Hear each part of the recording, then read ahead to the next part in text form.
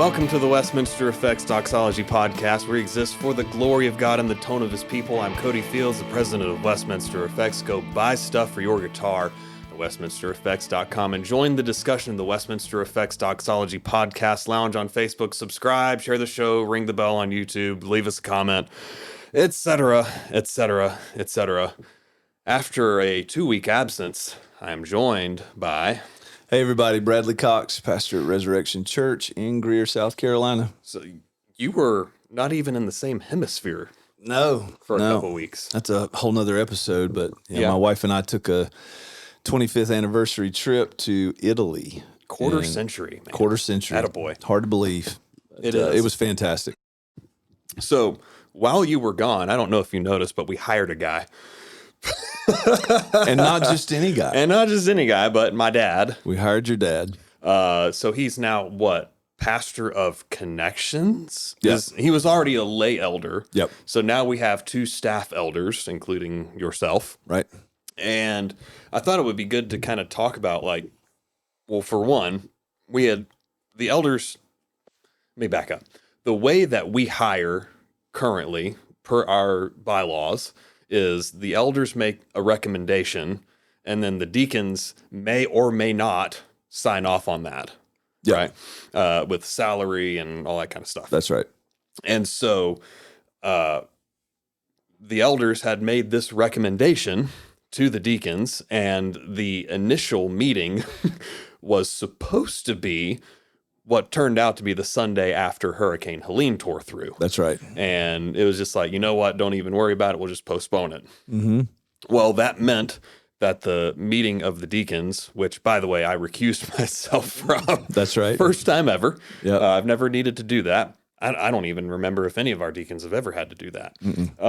But basically, that meeting happened when you weren't in the country. That's right. At that point. That's right. Which speaks to, like, one, we don't treat you as a CEO. No. Things can get done without your say-so. That's right. It also speaks to the fact that you trust our deacons and the rest of our leadership, for that matter. Right. And it's all mutual. Yeah. Right. So speak to that a little bit. Well, I mean, you said it. I think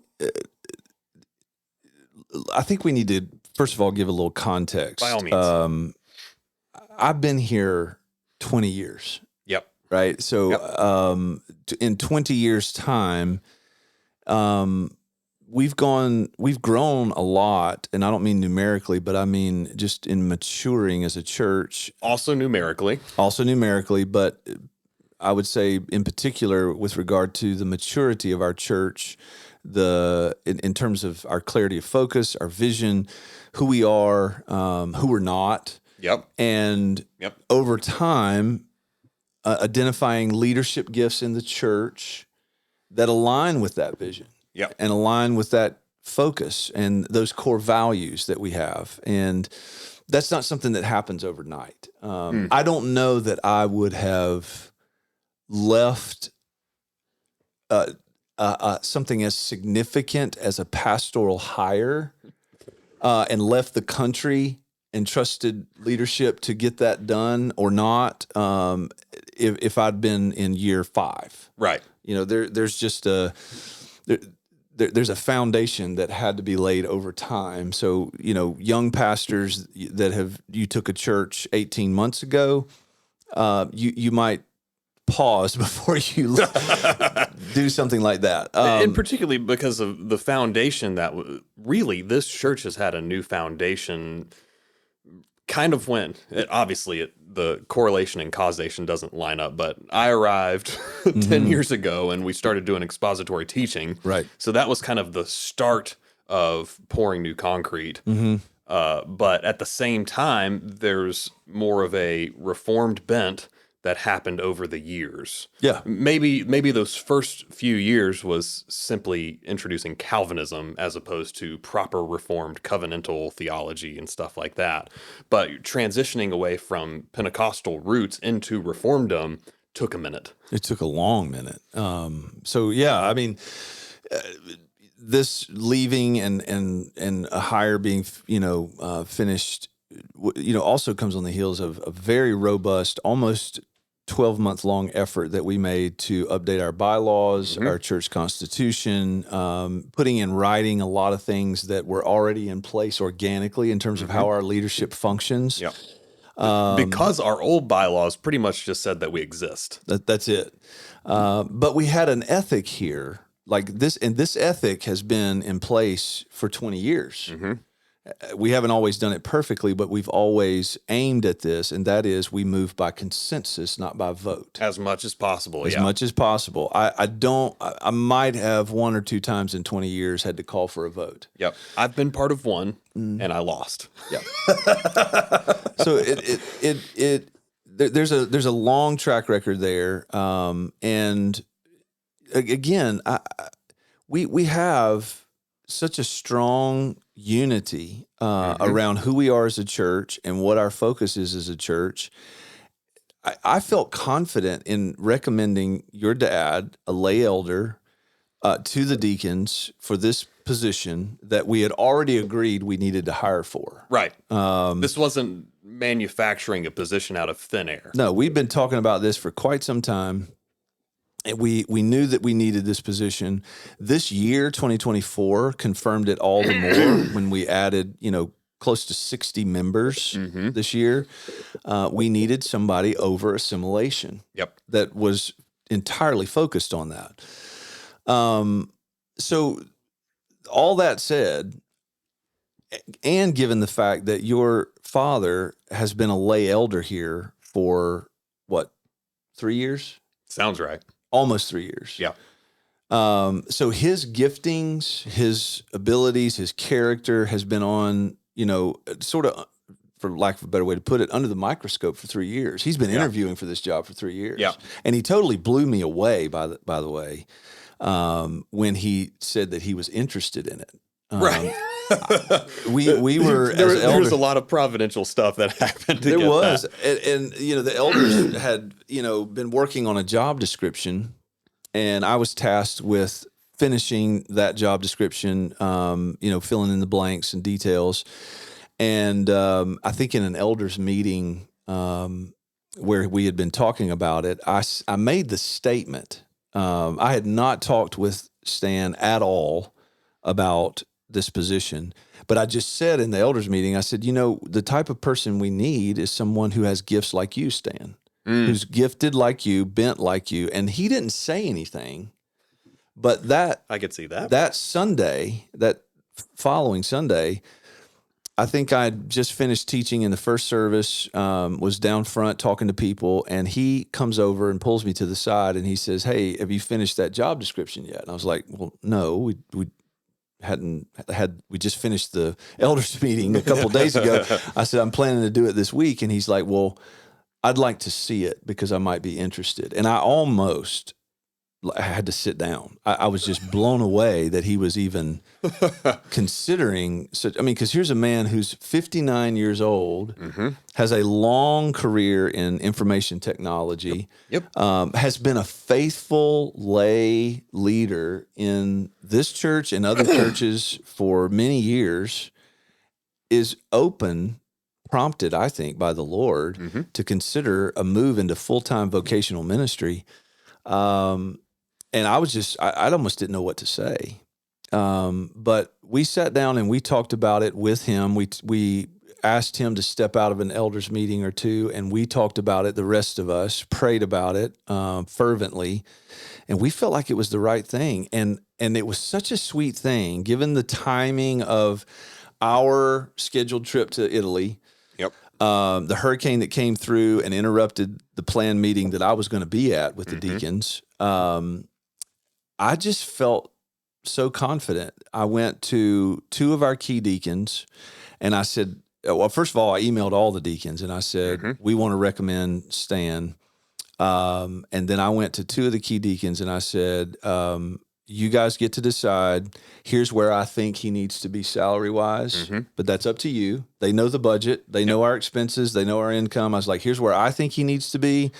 And we're recommending him. You guys meet and get it done or not. Let me know. I get a text from one of our deacons while I'm in Italy it's done. We got him. He's starting tomorrow. and then Surprise. then, your dad, we ended up on the phone while I was in Italy, and he was like, "Hey, I'm starting and I need to get to work, but the staff, isn't aware that this has happened." So my wife and we recorded a video in Italy and sent it. He played it for the staff. I gave them some, encouragement and kind of direction with Stan jumping in. And then, did they have any idea about it? They had an idea. Okay. They had to have. This was kind of, not that it was a secret, but if it was a secret, it was the worst kept secret we've ever had. Yeah. Here. Yeah. I had people before, we had even, agreed as elders saying, "Hey, because we had a members meeting a month ago. Yep. And I told the church members, I said, "Hey, we're looking to bring on someone to, help us with our growth and helping people get connected." And I had a couple of people say, "Stan would be a great." And I was like, "Yeah, really?" And so anyway, where was I? Video for the staff. The video for the staff. And then I said, "Well, we need to announce it on Sunday too." And I said, "Why don't I do a video that you can show at church and announce him being on?" And the elders came back to me and said, "We don't need you to do a video. You're on vacation. Yeah. We'll handle it." Yeah. And I was like, "That's fantastic."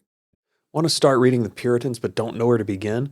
Puritan Treasures for Today from Reformation Heritage Books makes the riches of these godly writers of old accessible for the modern reader. With updated language and helpful introductions, these classic works from John Owen, Jeremiah Burroughs, and more are the perfect starting point for the curious reader. Learn more about the Puritan Treasures for Today at heritagebooks.org/Puritan Treasures and use coupon code WEDoxology at checkout and save 10% off your order. That's heritagebooks.org/Puritan Treasures, coupon code WEDoxology, all one word. Because you're on vacation. Stop trying to work. Yeah, really. For all intents and purposes, I was on a sabbatical. I came home last Tuesday. Today's Tuesday, so I came home a week ago, and I just started back in the office yesterday. Right, because they told me not to come back until Monday, and even to the point of the Sunday before you left, the elders prayed over you, and one of our elders, Jonathan Seymour, said, "Seriously, leave them alone." Leave them alone. Yeah. And there are things we've had a challenging year as a church with some things that we had to work through organizationally and otherwise that I won't go into all that detail here, but it had been a tiring year. And also my son graduated high school, and we had to, send him off to a gap year program that was hard emotionally, and our firstborn leaving the nest. But and it honestly, it seemed more of just generally being tired as opposed to on the verge of burnout or anything like that. Yeah, just tired. But that trip was so rejuvenating. And here's the thing I've noticed. I've taken, I guess this would technically be my third sabbatical in 20 years. I took one in 2012, one in 2020, and then this year. Every time, it's been good for the church as much as it's been good for me. Yep. It galvanizes leadership. It galvanizes unity when there's a healthy culture, right? And no power plays. I think we have a good balance of power. One of the things I heard Tim Keller say before he died was that if a church is going to continue to grow and stay healthy, there has to be a diversity of power. Like you have to diversify the power in the church and who's leading the church. If it all gets centered around one person, then that is dangerous territory for both that person and the church. And I think it was good for our leadership to handle that and to feel confident in handling that. One of our deacons came up to me right before I left, and he kind of got right up in my face, knowing, because there were big decisions to be made. He looked at me and he said, "We got it. Go rest." I'm pretty sure I know exactly what you're talking about. He's like, "I just want you to know this. We got it. Yeah. It's fine." And that was comforting to me. Yeah. I really appreciated that. And because they did. And I've been so excited to come back and get back to work because when there's unity, I mean, the Bible talks about it, how wonderful it is when brothers dwell together in unity. Yep. How good and pleasant it is. That's the language, when brothers dwell together in unity. And I think that the unity of the church is it's ultimate in a very real sense. For the church to be unified, and for leadership to be unified, and for there to not be agendas tainting big decisions, but actually working together prayerfully. So I just think a clarity of focus, a commitment to prayer, a humility that I think permeates all of our leadership. Yeah. And Because everybody's willing to be called out. everybody is. Everybody is. I think me being willing to say to the deacons, you guys decide. This is what we think. Decide. Yep. Pray and decide. And I think trusting people at that level, I mean, why have leadership if you're not going to trust them? Yeah. And I'll say this, having leadership that you don't trust fully is a recipe for disunity. Yep. Because there's going to be some kind of tug of war there. Yeah. There's actually been a part one of a documentary. We won't mention the names just yet. That just dropped a couple days ago. I think I know which one you're talking about. Right. And that's pretty much what you're describing is leadership wasn't trusted, and let's have some power plays go on if all of the claims in that documentary are true, as opposed to, no, I'm stewarding this church. Right. Because that's really what it is you don't possess this church, right? It's God's church. Yep. And he's trusted you and others to lead it. It's not all on you. Yeah. And thank God it's not all on me. I'm just one of, how many deacons we have? 6. Yep. So 1 out of 6 there, 1 out of 10 if you combine deacons and elders. Yep. And then I'm a small group leader, but even then it's not all on me. Because Right. I can always, if I have to escalate something to the elders, I can. Yep. Or whatever, Yeah. And if you're the lead pastor, senior pastor, and to all the lead pastors, senior pastors listening, you don't have to act like a CEO. Right. And let me say this, you don't have to act like a CEO in order to lead well. I think you can have a lead pastor, senior pastor role, whatever you want to call it, because I think I definitely function in that role. And I think you can have that without there being a power struggle. Right. I mean, I am not a John Maxwell fan in a lot of ways, but he was right about leadership is influence, pure and simple. Yep. And influence is built over time when you're about the right things. If you're not, if you're majoring on minors, then there's going to be questions. Right. If you're confident in what is the most important things about a church, what are the things that we prioritize above all else? If you're not clear about that, then you're leaving room for dissension. But if you're clear about that, and you again walk in humility, be a servant, think of yourself like a steward, not an owner. Yep. Then I think that if somebody were to ask me, how do you have the unity that you have? That would be my answer, is that I feel like I trust my leaders and my leaders trust me, and we work together well. And therefore there doesn't have to be this power play, tug of war. Right. And it's not a cheap unity at all. I've heard so many teachers, pastors, and Christians in general, lay Christians, basically talk about unity as if you throw theology and doctrine out the window. But in a real sense, our unity is because our foundation of our doctrine is really, really thick. Yeah. And it's reinforced. It's reinforced. There are secondary issues that we leave room for disagreement on. And that's even in a couple spots in our confession of faith and bylaws. That's right. Particularly around eschatology, because we know it's one of those hot button issues, right? So the language is basically, don't freak out, be nice. Yeah. Here's what you have to believe: resurrection of the dead. And so everybody's on board with that, as far as I'm aware. If they're not, come talk to Bradley. He'll straighten you out. But we're, our church confessionally we are about the sufficiency and authority of the word. We're about the sovereignty of the triune God in all aspects of life and on down, right? And so when you really do have everybody on board with those things, then it's a whole lot easier to just go about your business. I think about that interchange that Jesus had with the Roman official centurion. And Jesus said, all right, I'll go to your house. He's like, no, I'm a man. I'm also under authority.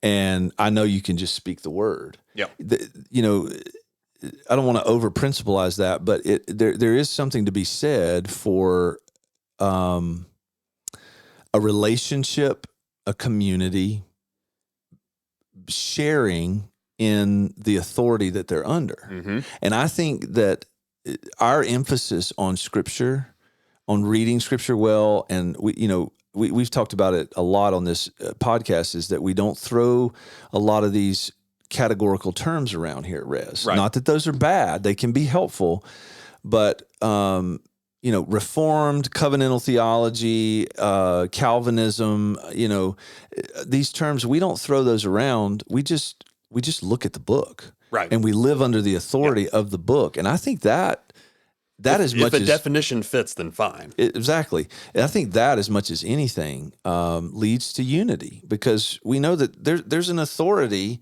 that's over all of us. And therefore we're humble. Therefore agendas get squashed pretty quickly if they exist at all. So that's good. Let's say someone is in a church somewhere in leadership where there are divisions happening. What's your first?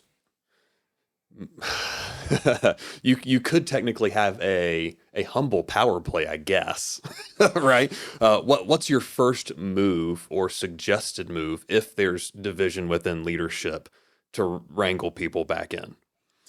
I don't know if I'm the expert on this. When I came here, there was division. There was not shared unity. And throughout the years, over time, as we started to get more and more clear about our theology and doctrine, there were other divisions that reared their ugly head.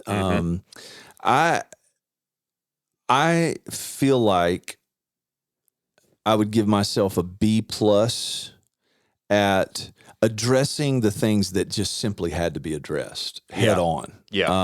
There were times that I didn't. There were times when philosophies, minor things were different, and it was causing tension in the church. And I think I should have addressed those more directly. Sure. In fact, one of the elders asked me about, when we were discussing bringing Stan on, he was like, he asked about my personal relationship with Stan. I consider Stan a close friend, a brother. He's like, what, you've had people on staff before that were friends prior to them being on staff, and then working together with them was hard on your relationship. And he's like, what do you think would be different with Stan or not? And I said, I can tell you exactly what would be different with Stan, is that there's no variance of ministry philosophy and focus between he and I. With those other guys, there was. Right. And over time that manifested, and it should have been addressed. Sure, yeah. Better than I addressed it. Better than we addressed it at that time. Now, these guys, I didn't have some major falling out with them. I'm still friends with them to this day, but it was hard on our relationship. Right. And I think looking back on it, there are two guys in particular, looking back on it, I think they would say, yeah, we just had a divergence of philosophy. But when there are major things, like I don't know if I've told this story on this podcast before, but when I first came here, there was a guy who had entrenched himself in the sound booth that I'm pretty sure was in the KKK. Yep. I know you've told me about this. Yeah, it's some version of the KKK. Mm-hmm. I mean, rebel flags everywhere. Stereotypical. Mm-hmm. Okay, in every way. Not just because we're in South Carolina, on the edge of being in rural South Carolina, and there are still some people who fly rebel flags. There are. There's even going toward Gaffney, just Yeah. off 85. Just There's off 85, huge one. There's a huge Confederate flag. So like there's some of that still around for different reasons, but this is a different level that you're talking about. Different level. And this guy, I mean, I never addressed his rebel flags, but one of the first families that came to what is now Res Church after I came here was an African-American man married to a gal from New York who had purple hair. Mm-hmm. And he had a fit about it. And I just looked in, I remember it was after a Wednesday night church. I'm trying to remember all the details, but he came up to me hot about that, about some other things, telling me that it was his sound booth and he runs sound and he's not going to tolerate, because that couple joined the choir. He's not going to tolerate all this and that and whatever. And he went full Homer Stokes and Oh Brother We're Out Thou with these boys is miscegenated. Yeah, exactly. That was exactly what I was dealing with. And I just looked him square in the eye and I said, that's not your booth. This is not your church. You either get on board or you can leave. And I thought he was going to physically attack me in that moment, but he didn't. He left and never came back. And I think you have to be willing to confront things like that head on. Now, hopefully nobody listening is dealing with something as, grotesque as that. But there were things like that I had to confront. And I had to be really clear which hills I was going to die on. Because sometimes it's not worth it. Sometimes you have to choose your battles over certain things, whether it's style of music or exactly how the kids ministry is going to run, or some Sunday school class that you wish was different. But it's like, pick your battles wisely, right? And think long term. I think too many young guys come into a church and they want to blow the whole thing up in week 2. And you got to be patient if you're going to revitalize it. It's one thing if you're planting a church and you're laying the concrete foundation from the get-go. That might be different. But if you have been voted in or welcomed into an existing church and you see things that you want to change, you see that there needs to be an increase in unity and clarity, that's going to have to happen over time. Yeah. I didn't want to hear that when I was 27. One of the best power plays possible is patience. Yeah. Eventually, people will weed themselves out. Or die. Yeah. Sorry to say it, but it happened. I've heard that before. I'm serious. Honestly, I'm going to be careful how I say this. I'm not trivializing COVID in the way that it impacted a lot of people. Yeah. People died. People lost loved ones. People still have lingering health issues. That preface offered, COVID was good for our church. It was. Yeah. There was a purging that happened that needed to happen that I think galvanized our unity, and we've grown so much since then. In so many ways. A lot of people who were just kind of dabbling on the edges, a lot of people who were dabbling in terrible ideas and who weren't going to hear any correction, they gone. They're gone. And we don't take a good riddance approach to it, but the fact that they left made room for growth. I actually happened across a video today. MacArthur, he's really getting feeble. But this was recent, and he was, the whole thing, he sits in a chair and somebody asks him questions, and somebody indirectly asked him about Steve Lawson. Yep. And you can maybe put in the show notes that story if somebody doesn't know, but Steve Lawson was a leader in that church. I don't know if he was actually on staff there or he was over the seminary, or he was on staff at the seminary and he preached there at Grace Community a ton. Yeah. I know that much. So they asked MacArthur, how do we handle this kind of thing when somebody we know, we love, we trust has fallen? Mm-hmm. And this was the first thing MacArthur said. He said, the first thing we need to recognize is God is blessing our church. Yeah. And the way he's blessing our church is he's purifying it. Yep. Like you have to have room in your mind in all cases, but I would say maybe even especially when you take an existing church or you come into leadership in an existing church and you see flaws and you see maybe some division, some lack of clarity, lack of unity, whatever, and you want to change that. Listen, yes, pray. Yes, take initiative where you feel led, but also you need to have in the back of your mind a biblically informed holy patience that's rooted in the truth. Mm-hmm. Jesus is purifying his bride. Yep. And he will do that. And you might have to endure some pain while he does that. You know, I had a lady that, caught me coming out of one of the buildings here in the early years, and she older lady just looked at me with the meanest look I could fathom and said, "We don't want you here." I was ruining her world by some of the changes I was making. Mm-hmm. And sometimes you just have to wait that out and let Jesus purify his bride, purify his church. And I would say over 20 years, I've seen Jesus do that here at Res. He's just purified it. Oh, yeah. Repeatedly. Washed it, washed her with the water of the word. Yep. And that's an ongoing thing. Like, we're believers in semper reformanda. Yep. We are always reforming according to what's revealed in Scripture. And you don't ever really arrive. No. Right? Like you can always make some kind of tweak to be more faithful. Yep, absolutely. I got nothing else. You got anything else? That was good. That was good. Go love God, love your neighbor, make some music. We'll see you next time.